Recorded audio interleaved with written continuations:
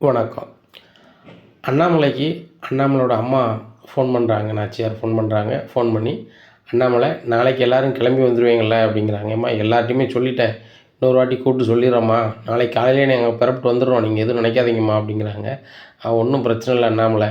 இங்கே வந்த உடனே எனக்கு நிறைய வேலைகள் இருக்குது. நீங்கள் வாங்க சீக்கிரம் வாங்க" அப்படிங்கிறாங்க.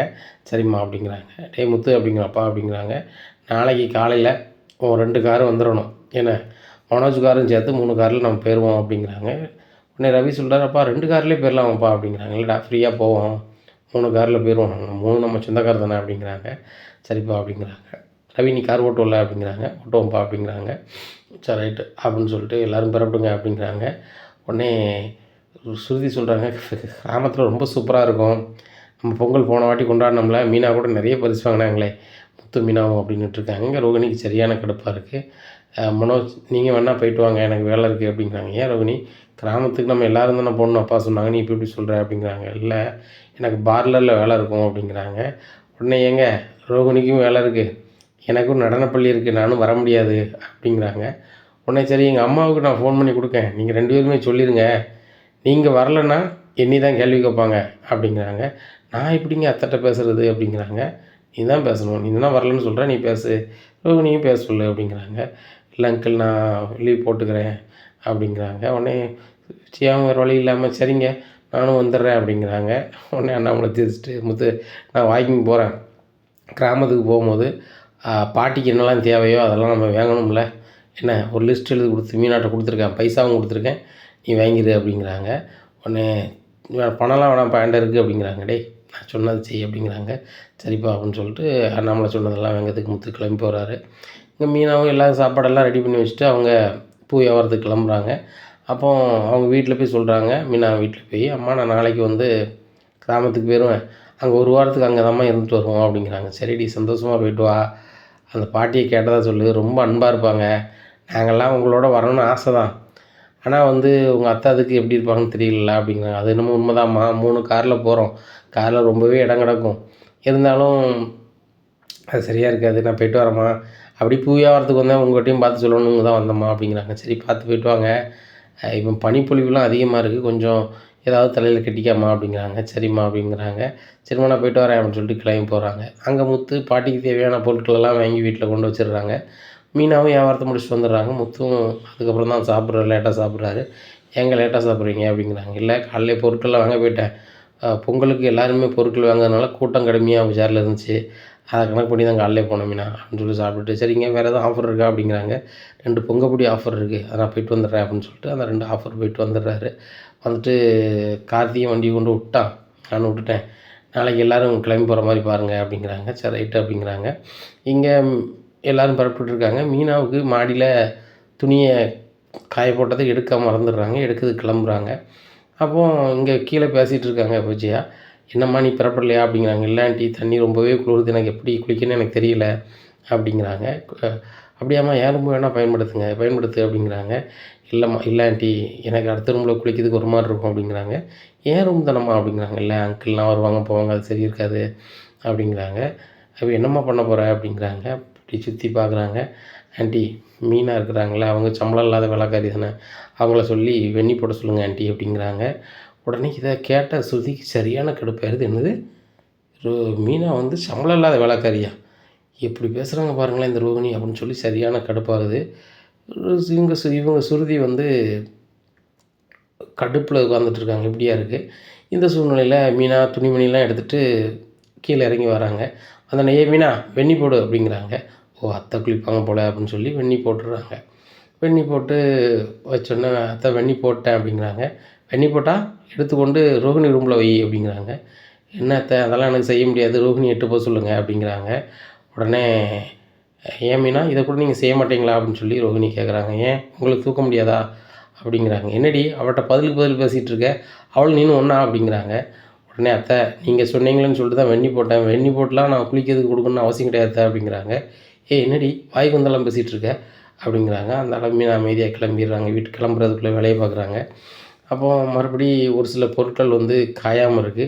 சரி நம்ம போகிறதுக்கு ஒரு 1 மணி நேரம் இருக்குது, வடகத்தை காய வச்சுட்டு வந்துடுவோம்னு சொல்லி மொட்டை மாடிக்கு போகிறாங்க. பின்னாடியே ஸ்ருதி போகிறாங்க. அப்போ என்ன மீனா செஞ்சிட்ருக்கீங்க அப்படிங்கிறாங்க. இல்லை வடகம் சரியாக காயலை, நம்ம போகிறதுக்கு ஒரு 1 ஹவர் ஆகும்ல, அதுக்கு முன்னாடி இது காஞ்சிட்டுனா கீழே எடுத்து வச்சுட்டு போகலாம்ல, அதுக்கு தான் அப்படிங்கிறாங்க. ஏன் மீனா அந்த ரோகிணிக்கெலாம் நீங்கள் வெந்நீர் போட்டு கொடுக்கீங்க அப்படிங்கிறாங்க. எனக்கு ரோகிணிக்குன்னு வெந்நீர் தெரியாது, அத்தை சொன்னாங்க அதான் போட்டேன். அதுக்கப்புறம் அத்தை போய் ரூமில் வைங்கன்னு சொல்லும்போது நான் போகல அப்படிங்கிறாங்க. ரோகிணி என்ன சொன்னாங்க தெரியுமா? ஹீட்ரு உனக்கு வேலை செய்யலைன்னா என் ரூமில் குளிம்மான்னு ஆன்ட்டி சொல்லவும், இல்லை உங்கள் ரூமில் குளித்தா நல்லா இருக்காது, அங்கிள் இருக்காங்க, அது சரி வராது, என் ரூமில் குளித்தா தான் நல்லாயிருக்கும், சம்பளம் இல்லாத வேலைக்காரி மீனாக தான் இருக்காங்களா, அவங்க வெந்நீர் போட மாட்டாங்களா அப்படின்னு கேட்குறாங்க. அப்படிப்பட்டவங்களுக்கு நீங்கள் எதுக்கு வெந்நீர் போட்டு கொடுக்கணும் அப்படிங்கிறாங்க. இப்படி சொன்னது எனக்கு தெரியாது ஸ்ருதி அப்படிங்கிறாங்க. எனக்கு சரியான கடுப்பாயிருச்சு. ஆன்ட்டியும் இருக்காங்க, நான் ஏதாவது பேச போனால் மீனாவுக்கு நீ ஏன் சப்போர்ட் பண்ணுவீங்கன்னு கேட்பாங்க. நான் கிராமத்துக்கு போகும்போது நான் டென்ஷன் ஆக வேண்டாமே அப்படின்னு சொல்லி தான் இது பண்ணேன். அந்த ரோகிணிக்காகலாம் நீங்கள் ஒன்றும் செய்ய தேவையில்லை அப்படிங்கிறாங்க. சரி ஸ்ருதி, இந்த விஷயம் வந்து வேறு யாருக்கும் தெரிய வேண்டாம் அப்படிங்கிறாங்க மீனா. ஏன் தெரிய வேண்டாம்? முத்துட்ட சொல்லுவோம், முத்து தான் 4 கேள்வி கேட்பாரு, நீங்கள் அமைதியாக இருந்துருவீங்க அப்படிங்கிறாங்க. இல்லை இல்லை, இனிமேல் ரோகிணிகிட்ட அமைதியாக இருந்தால் சரி வராது. என்ன, அவங்க அந்த வீட்டு மூத்த மருமகளாக பெரிய பணக்காரியாக பிடிச்சி காட்டுறாங்க, நான் யாருன்னு அவங்களுக்கு தெரியணும்ல அப்படிங்கிறாங்க. மீனா, உங்ககிட்டயும் கோவம் இருக்குது, என்னையே ஒரு 4 பேர் வந்து பிரச்சனைக்கு வரையில் நீங்கள் தான் வந்து வீடு கட்டி வாங்கினீங்க, அதே மாதிரி 4 வாங்குவாங்க சரியாயிரும் அப்படிங்கிறாங்க. 4 வாங்குக்கெல்லாம் அந்த ரோகிணி தாங்க மாட்டாங்க, ஒரே வாங்கு தான் சரி வந்துடுவாங்க அப்படிங்கிறாங்க. அதான் செய்யுங்க மீனா அப்படின்னு சொல்லிட்டு அதனால் கிளம்பி வந்துடுறாங்க. உடனே விஜயா அப்படி பார்க்குறாங்க, இந்த சந்தியும் அவன் மாடிக்கு போயிட்டு வருது அப்படின்னு பார்க்குறாங்க. பின்னாடியே மீனா வராங்க. ஓ, இவ்வளோ 2 பேரும் கும்மி அடிச்சே கிடக்காளவுல, கிராமத்துக்கு வரும்போது இவங்க 2 பேரையும் பிரித்து விடுறதுக்கு வேலையை பார்க்கணும். அப்போ பார்வதி தான் சரி ஏதாவது ஐடியா சொல்லுவா, கிராமத்துக்கு போகும்போது பார்வதியும் கூட்டி போயிடணும் அப்படின்னு சொல்லிட்டு பார்வதி கால் பண்ணுறாங்க. பார்வதி, நீ கிளம்பிட்டியா எப்படி அப்படிங்கிறாங்க. நான் எங்கே கிளம்பணும் அப்படிங்கிறாங்க.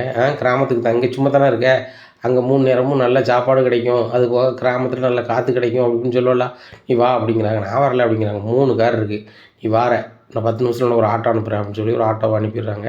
பார்வதி இங்கே வந்துடுறாங்க. நீ தான் கிராமத்துக்கு போகிறேன்னே, நீ ஏன் கூப்பிட்டு கிடக்க, ஒரு ஒரு இடத்துலையே இருக்க விட மாட்டேங்க என்ன அப்படிங்கிறாங்க. நான் எங்கே இருந்தாலும் நீ அங்கே இருக்கணும் அப்படிங்கிறாங்க. என்ன எதுக்கு கூப்பிடுது அப்படிங்கிறாங்க. இல்லை இல்லை, அந்த கிராமத்துக்கு சும்மா போகல, அங்கே போய் அந்த சுருதியும் மீனாவும் பிரிக்கிறதுக்கு நம்ம 2 பேரும் பிளான் பண்ணி பிரிக்கணும் அப்படிங்கிறாங்க.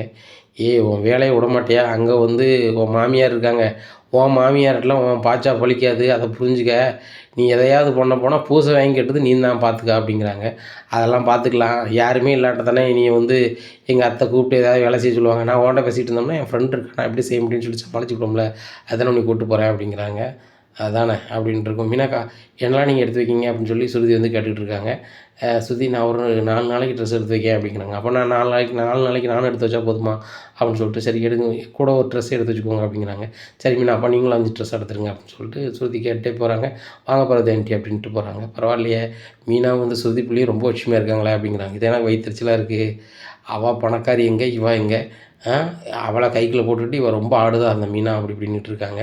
ஆண்டி நான் குளிச்சிட்டேன் அப்படிங்கிறாங்க. குளிச்சிட்டியா, சரி சரி சரி புறப்படுமா அப்படிங்கிறாங்க. பார்வதி ஆண்டி வாங்க அப்படிங்கிறாங்க. வாமா அப்படிங்கிறாங்க. இங்கே புறப்பட்டு மனோஜ், அந்த பார்வதி ஆண்டி கிராமத்தான் வராங்களா அப்படிங்கிறாங்க. எனக்கு என்ன தெரியும், நான் கேட்குறேன் அப்படின்னு சொல்லிட்டு, ஆண்டி நீங்களும் கிராமத்தான் வரீங்களா, இங்கே எதுவும் வேலை இல்லையா அப்படிங்கிறாங்க. ஏன்ப்பா, நான் வேலை இல்லாமல் இருக்குன்ட்டு ஒரு மாதிரி பேசுகிறேன், உங்கள் அம்மா தான் நீ வர சொன்னா, நான் வீட்டில் இருக்கேன்னு சொன்னேன், இல்லை நீ வந்தால் தான் நல்லா இருக்குன்னு என்னை கூப்பிட்டா நீ இப்படி சொல்கிற அப்படிங்கிறாங்க. இல்லை ஆண்டி, உங்களுக்கு இங்கே நடன பள்ளியை பார்க்கணும்ல, அம்மா உங்களுக்கு ஏதாவது வேலை கொடுத்துருப்பாங்களே அப்படிங்கிறாங்க. பொங்கலுக்காக உங்கள் அம்மா தான் லீவ் விட்டா அப்படிங்கிறாங்க. அப்படியா, சரி சரி சரி சரி அப்படின்ட்டு, டேய் நீ பிறப்புறா அப்படிங்கிறாங்க. சரிம்மா அப்படின்னு சொல்லிட்டு மனோஜ் ஒரு 5-6 நாள் ட்ரெஸ் வைக்கிறாங்க.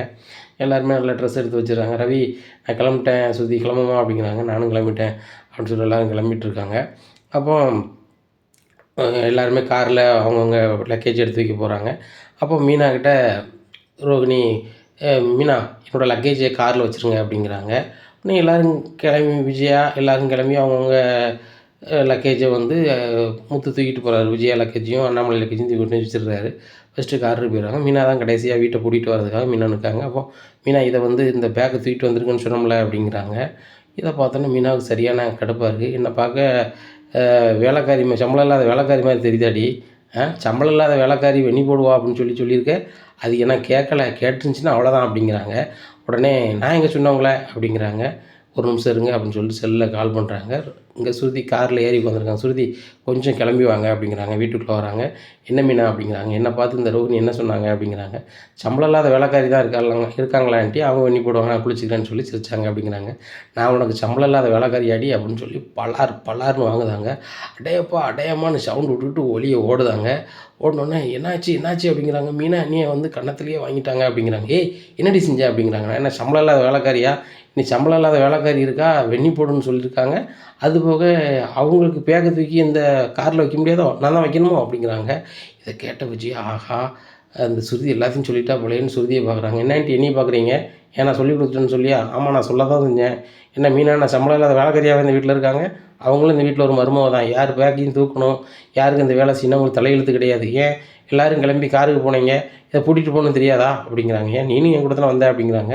மீனாக்கா நான் கூப்பிட்டு வரேன் அப்படின்னு சொல்லி அவங்க உரிமையாக சொன்னாங்க. உரிமையாக நீங்கள் எதை வேணாலும் சொல்லுங்கள், அந்த மீனா செய்வாங்க. சம்பளம் இல்லாத வேலைக்காரி மாதிரி நீங்கள் நினச்சிக்கிட்டு நீங்களும் உங்கள் மருமக ரோகிணின்னு சொன்னீங்க அப்படின்னா இதை மாதிரி தான் வாங்க வேண்டியிருக்கும் அப்படிங்கிறாங்க. இங்கே ஒன்று விடாமல் ரோகிணி நீ பண்ணது தப்பு தான், மாமா கிளம்புவோம் அப்படின்னு சொல்லி கிளம்பி போயிடுறாங்க. காரில் ரொம்ப சோகமாக உட்காந்துருக்கேன். என்ன ரோகிணி ஒரு மாதிரி இருக்க அப்படிங்கிறாங்க. என்ன ரோகிணி உன் கணத்தில் 5 விரலும் பதிஞ்சிருக்கு அப்படிங்கிறாங்க. அந்த மீனா 2 போடு போட்டால் அப்படி தான் இருக்கும் அப்படிங்கிறாங்க. உன்னை என்னம்மா அந்த மீனை எப்படிமா கையப்பா, டே முத்து உன் முன்னாடி என்ன நினச்சிட்டு இருக்கா அப்படிங்கிறாங்க. டே என்னடா சொல்கிற அப்படிங்கிறாங்க. முன்னே முத்துக்கிட்ட மீனா சொல்கிறாங்க, ஏங்க நான் சம்பளம் இல்லாத வேலைக்காரியா, அதான் நான் வெண்ணி போட்டு கொடுக்கணும் அவங்களுக்கு.